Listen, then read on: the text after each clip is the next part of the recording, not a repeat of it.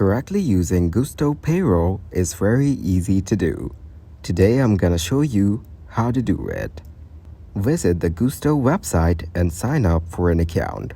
Provide necessary business information, including your company's legal name, address, and employer identification number. Add your employees' information to Gusto, including their full names, addresses, social security numbers, tax withholding details, and payment preferences. Determine your payroll schedule and set it up in Gusto. Ensure that you comply with federal, state, and local payroll tax requirements. Enter hours worked or salaries for each employee based on your payroll schedule.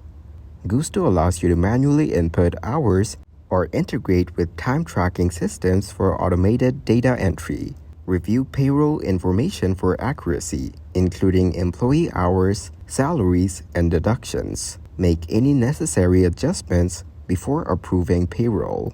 Once you've reviewed and confirmed the payroll details, initiate the payroll processing in Gusto. The system will calculate employee wages, deductions, and taxes automatically. Gusto offers multiple payment methods for employees, including direct deposit, physical checks, and Gusto Wallet. Choose the appropriate payment method and distribute paychecks accordingly.